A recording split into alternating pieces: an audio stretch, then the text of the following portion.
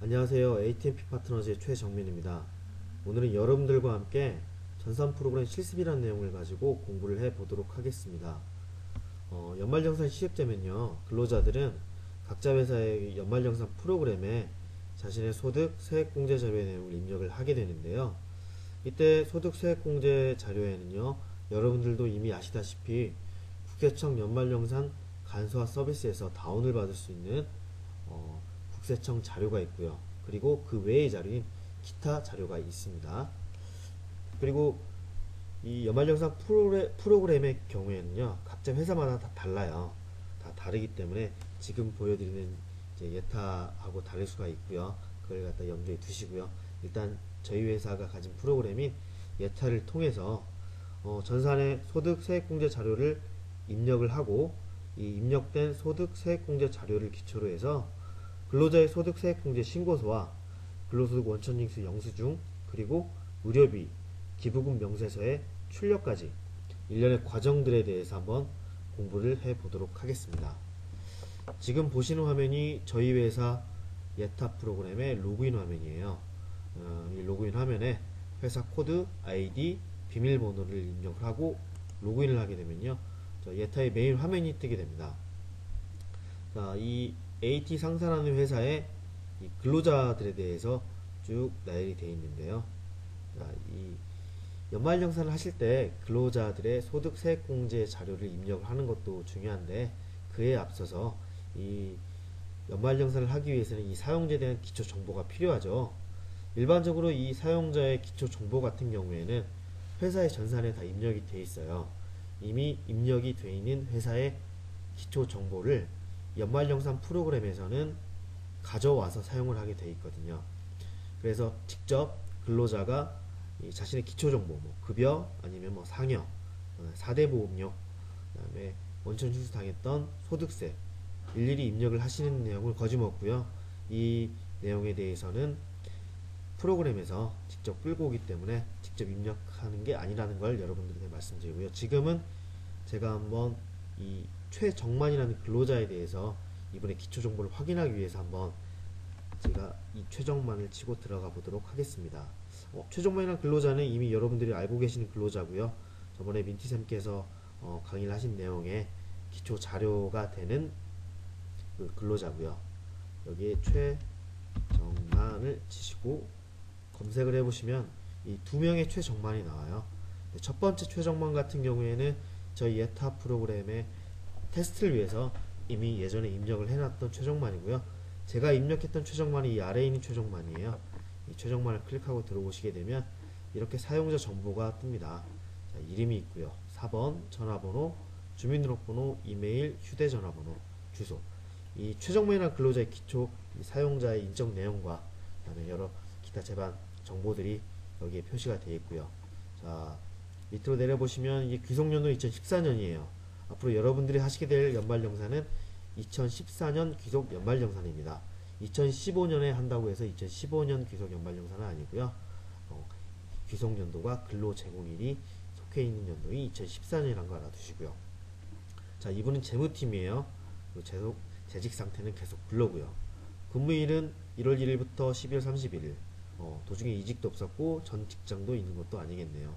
그러나 혹시 이분 같은 경우에는 근무지가 두 개일 수는 있어요. 그래서 여러분들이 나중에 연말정산에 들어가시게 되면 서류 검토를 하실 때 전근무지가 있는 것을 확인하는 것도 중요하지만, 또 이분이 근무지가 다수가 있는지, 두 개가 있는지, 세 개가 있는지 이 부분도 확인을 하시는 게 중요합니다. 그리고 밑으로 내려가 볼게요. 자, 급여 정보가 나와요. 급여는 5,140만원, 상여는 600만원, 합치면 5,740만원이네요. 꽤나 많은 급여를 받고 계시는 근로자예요, 최정만 씨는. 그리고 밑에 내려가면 비과세가 나와요. 출산, 6세 이하 자녀의 보육 관련 비과세, 비과세 학자금 200만원. 합쳐서 이분은 비과세가 320만원이네요. 일반적으로 근로자 같은 경우에는, 일반적인 근로자의 경우에는 이 비과세 중에서 가장 많은 거는 여기 보이시는 비과세 식대예요. 이거하고 그다음에 자신의 자가용을 업무에 사용하시면서 발생하는 자가운전 보조금 수당 같은 게 있고요.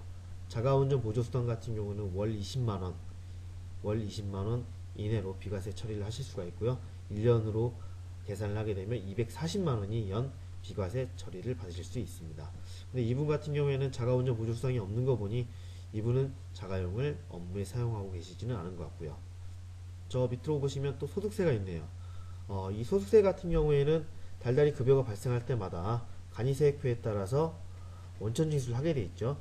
그래서 전체 2014년에 1월부터 12월까지 이 최정만 씨가 간이세액표에 의해서 원천 징수를 당하신 부분이 152만 6,780원이고요. 여기에 붙는 지방소득세가 10%만큼이 152600. 이게 딱 떨어지진 않아요. 왜냐하면 세금을 계산할 때는 10만원 이하가 10원 이하 같은 경우는 절사를 해버리거든요. 이 절사를 하기 때문에 단수 차이가 좀 나서 이 소득세의 정확히 10%는 아닐 수가 있어요. 그리고 밑에 보면 건강보험료, 국민연금보험료, 고용보험료가 있어요. 자, 이런 고용보험료, 건강보험료, 국민연금보험료는 이제 근로자 부담분이에요. 근데 어떠신 분들은 여기 왜 산재보험료는 포함이 되어 있지 않냐라고 물으실 수 있어서 말씀드리는데요. 산재보험료 같은 경우에는 근로자 부담이 전혀 없죠. 전부 다 회사가 부담하는 부분이기 때문에 근로자가 공제받을 수 있는 대상이 아니기 때문에 여기 기재가 되어 있지 않습니다. 자, 이렇게 이 최정만 씨의 급여 정보, 그 다음에 기초 정보, 사용자 정보를 확인하셨으면요. 자, 이제 본격적으로 이 최정만 씨라는 근로자의 소득세 공제를 입력하는 내용에 대해서 한번 확인해 보도록 하겠습니다. 자, 사용자 페이지에 바로 가기를 누르시면요. 자, 이렇게 다음 화면으로 이동을 하게 됩니다. 지금 여기 연말정산 입력이라는欄에 이 파란색으로 표시가 되어 있죠. 원래는 제가 지금은 입력을 다 해놨기 때문에 이렇게 이 3번 연말정산 입력에 바로 이렇게 들어가게 되어 있는데요. 원래는 입력을 전혀 하지 않았다면 이 기초정보 입력란으로 처음에 들어가게 되어 있습니다. 이 기초정보 입력란을 보시면 아까 우리 기초정보에서 확인했던 뭐 사용자 정보 내용이 다 들어가 있죠. 그리고 아까 처음에 확인했던 뭐 비과세 부분도 들어가 있고요. 소득세, 아까 본 4대 보험료도 들어가 있고요. 그리고 연말정산을 받기 위해서는 이분이 부양가족 등록을 해야죠. 왜냐하면 인적공제를 받기 위해서. 그래서 부양가족을 등록을 하기 때문에 이 부양가족 등록 탭으로 이동을 하겠습니다. 우선 이제 여기에 정근무지 추가가 있는데요. 아까 서두에 말씀드렸다시피 이분이 정근무지가 있으면 정근무지에서 퇴직자 연말정산을 하시고 퇴직자 연말정산을 하실 때 이 정산을 한 그 근로소득 원천징수 영수증을 현재 직장에서 다시 연말정산 하실 때 제출을 하셔서 여기에 정근무지에 관련된 정보를 입력을 하셔야 돼요. 근데 최정만 씨 같은 경우는 이 AT 상사에서 계속 근로자에게 해당하기 때문에 정근무지가 없죠. 그래서 여기는 기재될 항목이 없으니까 여기 나오고요. 자, 이미 제가 여기에 부양가족 5명을 다 입력을 했습니다. 여러분들이 가지고 계신 자료를 보시게 되면요. 이 최정만 씨 같은 경우에는 본인 외에 부양가족이 배우자와 자녀 3분이 계십니다. 근데 여기를 보시면 기본구제 항목에 이 배우자인 박진씨 체크가 되어 있지 않아요. 자, 이유는 이 박진씨 같은 경우에는 2014년에 총급여가 400만원이 돼요. 이 총급여가 400만원이 되면 근로소득공제를 제외한 근로소득금액이 100만원을 초과하기 때문에 인적공제를 받기 위한 기본공제 대상자가 해당하기 위해서 생계요건, 연령요건, 소득요건 3가지가 만족을 해야 되는 건데요. 박지인 씨는 이 소득요건을 만족을 하지가 않죠. 그래서 부양가족에 등록을 할 수 있지만 기본공제 대상자에는 해당이 되지 않는 거고요. 자, 제가 이미 등록을 해놨는데요. 여러분들이 혹시나 궁금해하실지 몰라서 한번 부양가족을 한번 가상으로 한번 제가 추가를 한번 해볼게요. 자, 누가 좋을까요? 한번 형으로 한번 해볼게요.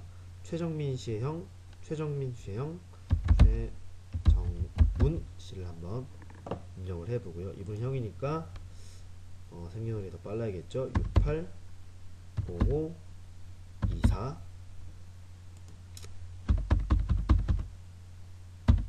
이렇게 입력을 하고요. 근데 형 같은 경우에는 형제 자매의 경우에는 이 기본공제 대상자에 해당이 되기 위해서는요. 아까 말씀드렸다시피 생계요건, 연령요건, 소득요건 3가지를 만족을 해야 되는데 이미 최종문 씨는 나이가 20살이 넘으셨죠. 만으로. 그래서 이 연령요건을 위배하게 돼서 기본공제 대상자에 해당이 안 되는 건데, 이분이 해당되기 위해서는 장애인이어야겠죠. 그래서 이분을 장애인으로 표시를 하고, 내국인이고, 관계는 아까 형제자매, 상세관계는 형. 자, 이렇게 되면 장애인이기 때문에 연령 요건을 위배했다고 하더라도 기본문제 대상자에 해당이 됩니다. 그래서 이 기본문제 항목에 체크를 하고 저장을 누르게 되면,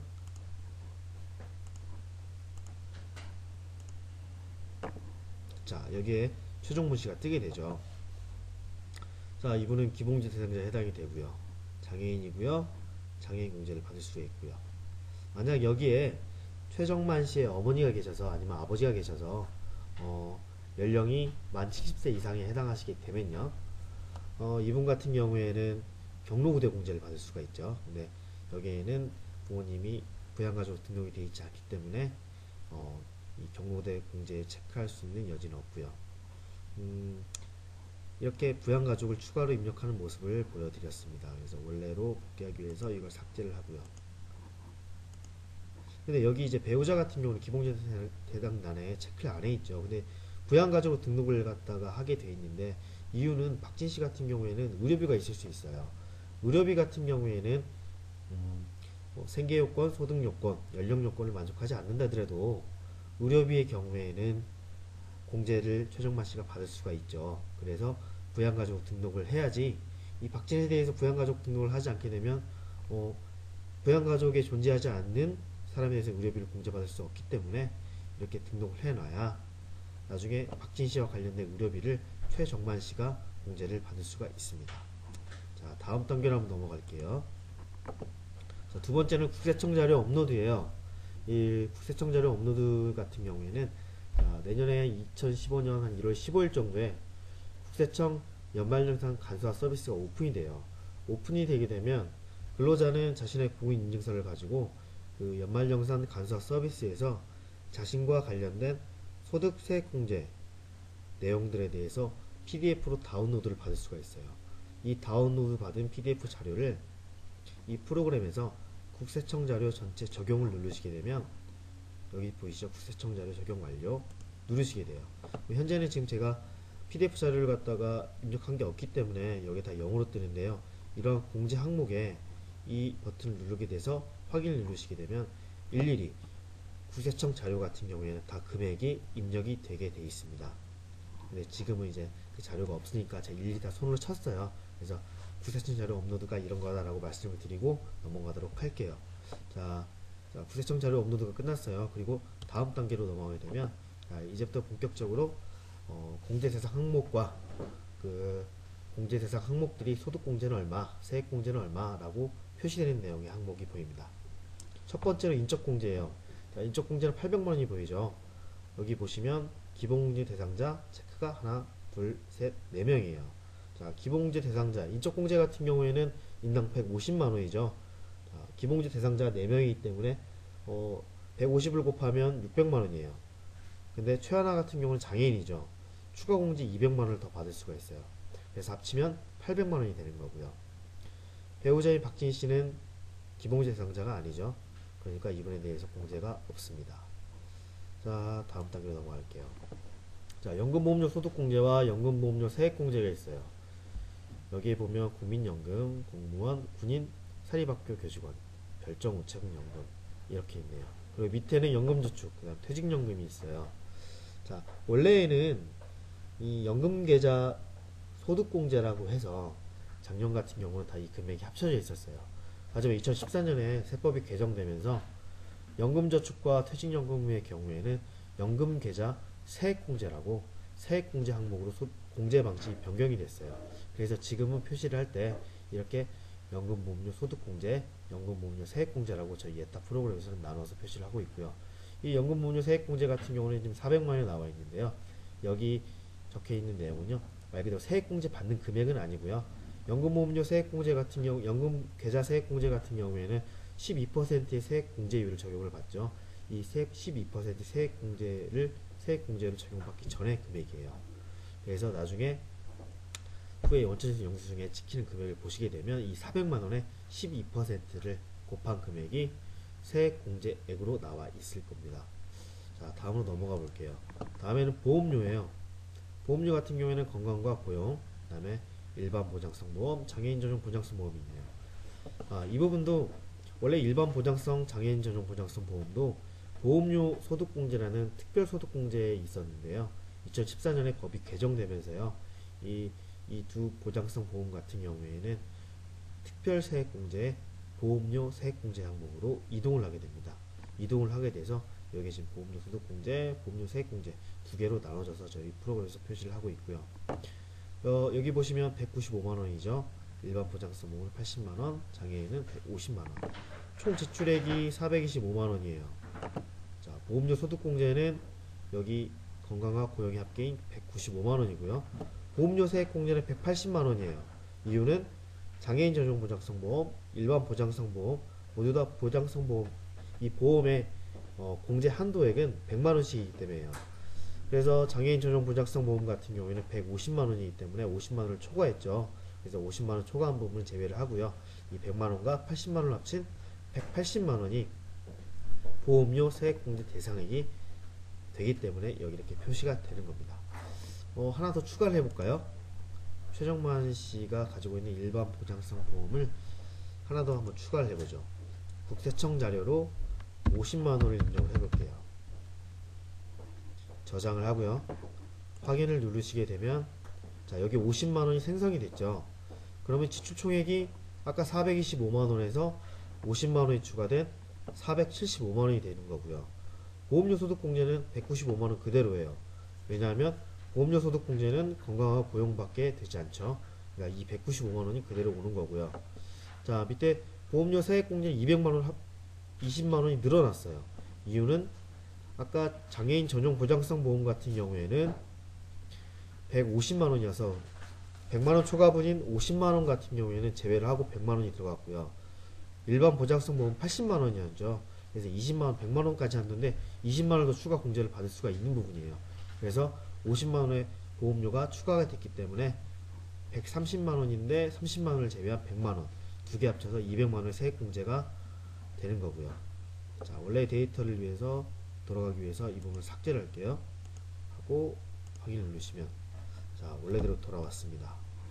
이거 약간 저희 프로그램이 지금 좀 테스트 중에 있어서 약간 이 부분이 원래 딱 떠야 되는데 안 뜨네요. 자, 어차피 나중에는 다 뜰 거니까 다음 단계로 한번 넘어가 볼게요. 자, 의료비 공제예요. 의료비 공제 같은 경우는 아까 말씀드렸다시피 이 박진씨 기본공제 대상자에 포함이 되진 않지만 부양가족에 등록을 하시게 되면 이분이 사용한 의료비도 최정만 씨가 공제를 받으실 수가 있습니다. 그리고 또 주의해야 될 거는 의료비 같은 경우는 안경구입비가 있죠. 여기 안경구입비에 동그라미 체크가 되어 있는데요. 박진 씨 같은 경우는 35만원이니까 문제가 되진 않아요. 근데 최도용 같은 경우에는 55만원이죠. 안경구입비의 경우는 50만원까지 소득공제를 받으실 수가 있습니다. 50만원을 초과하시는 부분 같은 경우는 이 세액공제 대상에게 해당이 되지 않고요. 이 부분을 제외를 해야 돼요. 그래서 나중에 검토를 하실 때 뭐 저희 예탁 프로그램처럼 이 안경구입비가 50만원을 넘어가게 되면 자동적으로 저희 프로그램 제거를 하거든요. 근데 어떤 회사들은 제거가 되지 않는 회사들도 있어요. 그래서 서류 검토를 하시다가 이 안경 구입비 같은 경우 50만원 넘게 되시면 이 부분이 제거가 됐는지 안 됐는지 한번 확인을 하시는 게 중요합니다. 그리고 다음 단계로 한번 넘어가 볼게요. 그러면 교육비 세액공제예요. 교육비 세액공제도 주의해야 될 게 있어요. 어떤 게 있냐면 이 교복비예요. 이 교복비 같은 경우에는 중고등학생만 교복비를 공제를 받을 수가 있거든요. 이 교복비도 마찬가지로 안경 의료비와 안경비와 같이 50만원까지 공제를 받을 수가 있습니다. 이 중고등학생 교육비, 교복 구입비만 공제를 받을 수가 있는데 만약에 이 최세빈이 6세죠. 취약전 아동인데 이 최세빈이 유치원을 다니는데 유치원에 교복비가 있어서 유치원생의 교복 구입비를 넣었다 라고 하면 이 부분도 저희 예타 같은 경우는 입력이 아예 안되게 차단이 되어 있는데 어떤 회사 같은 경우는 입력이 되어 있을 수도 있으니까 여러분들이 서류 검토를 하실 때 이 교복 구입비는 중고등학생만 되는 부분이니까 중고등학생이 해당하지 않는 부양가족이나 아니면 부양가족들이 교복 구입비가 자료가 있다라고 하면 한번 확인을 보시고 제거를 해야 되셔야 됩니다. 그리고 다음 단계로 한번 넘어갈게요. 다음 단계는 주택자금소득공제예요. 주택자금소득공제. 여기는 이분이 있는데 이거는 아니고요. 삭제를 하고요. 자, 이 최정만 씨 같은 경우에는 장기주택 저당 차입금이 있어요. 보시면 아시겠지만 이분의 주소는 파주입니다. 파주인데 이분이 가지고 있는 주택의 주소를 보게 되면 고양시예요. 그럼 이분은 1주택자긴 하죠. 근데 자신이 가지고 있는 주택에 거주를 하고 계신 분은 아니고요. 자신이 가지고 있는 주택에서는 다른 분에게 세를 내주시고 자기도 세를 들어서 파주에 살고 계시는 분이라고 추측을 할 수 있겠네요. 자, 이분 같은 경우에는 장기주택 저당차입금 이자 상환액이 얼마입니까? 한번 확인해 볼게요. 제가 입력을 해 볼게요. 720만원이네요. 근데 이제 720만원이 어디에 입력을 해야 될까? 자, 이분이 주택을 최초 차입일이 2012년 3월 15일이죠. 3월 15일이면 2012년 이후 차입분에 해당하죠. 근데 이분이 고정금리 차입이냐? 그렇진 않고요. 비거치식 상환 차입금이냐? 또 그렇지도 않아요. 그러면 기타 대출에 들어가겠죠. 그러면 이 부분에다가 720만원을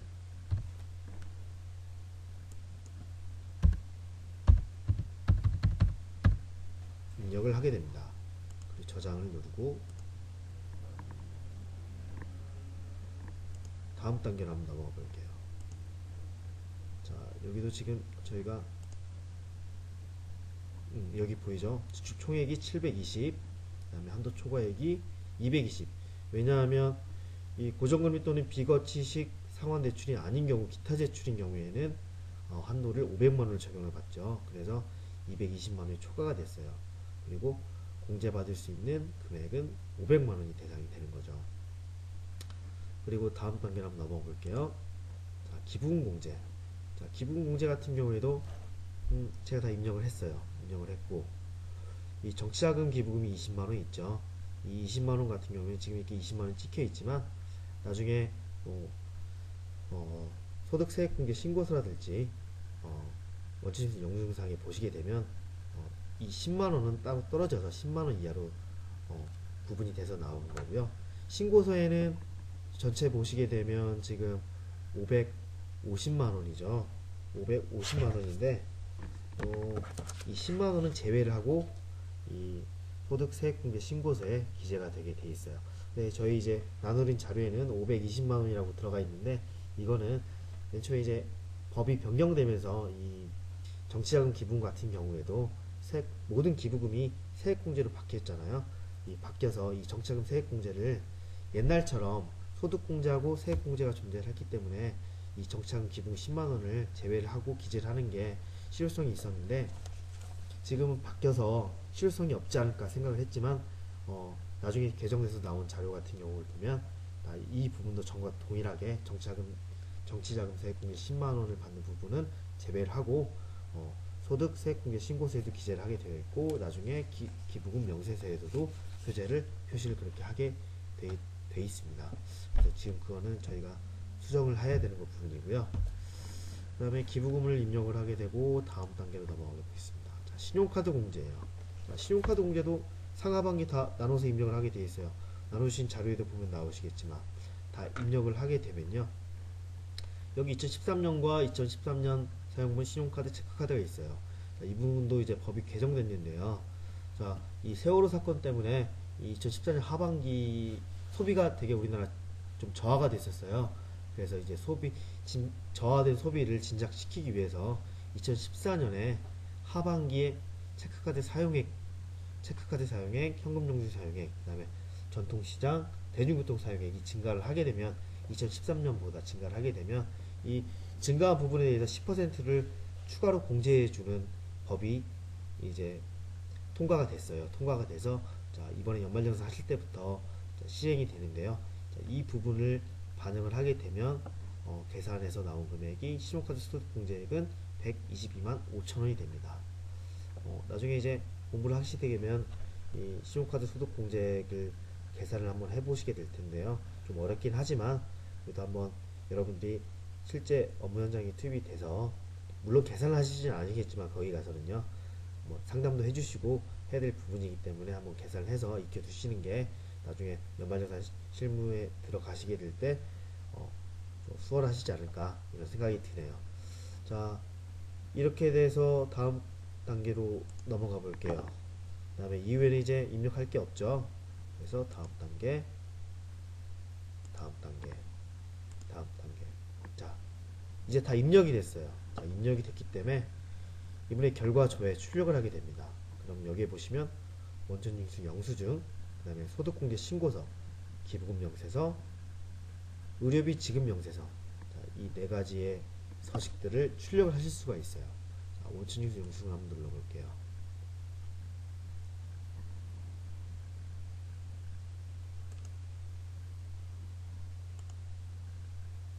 자, 원천징수 영수증이 이렇게 뜨게 되죠. 자, 모든 내용들이 여러분들이 가지고 있는 자료와 동일하게 숫자들이 적혀 있을 겁니다. 근데 여기서는 보면 밑에서 여러분들이 가지고 계신 자료들은 다 이렇게 기재가 되어 있는데요. 자, 여기에는 이제 교육비 같은 경우도 666원으로 찍혀 있죠. 이게 왜 그러냐면은 이미 이 총급에 시작해서 쭉 소득공제를 뺀 다음에 과세표준이 나와서 산출세액을 계산하게 되죠. 이 세액에서 세액공제를 쭉쭉쭉쭉쭉 빼다 보니까 이제는 뺄 세액이 없는 거예요. 세액이 없다 보니 여기가 이 밑으로는 기재를 할 필요가 없기 때문에 저희 예탁 프로그램에서는 여기를 기재를 하지 않습니다. 결국은 여러분들이 갖고 계시는 자료하고 동일한 거고, 여러분들이 갖고 계신 자료 같은 경우는 얼마나 공제가 되는지를 나타내 드리기 위해서, 물론 세액이 0이긴 하지만 저희가 다 기재를 했고요. 그래서 결과적으로는 다 똑같은 내용입니다. 자, 여기 보시면 다 내용들이 나오게 되어 있습니다. 그리고 소득공제 신고서도 한번 출력을 해볼게요. 자, 이 부분도 이렇게 쭉 나오게 되어 있습니다. 자, 지금까지 여러분들이 근로자들이 소득 세액공제 자료를 입력을 해서 원천징수 영수증, 소득공제 신고서까지 출력하는 부분에 대해서 설명을 드렸고요. 자, 오늘 강의는 여기서 마치도록 하겠습니다. 수고하셨습니다.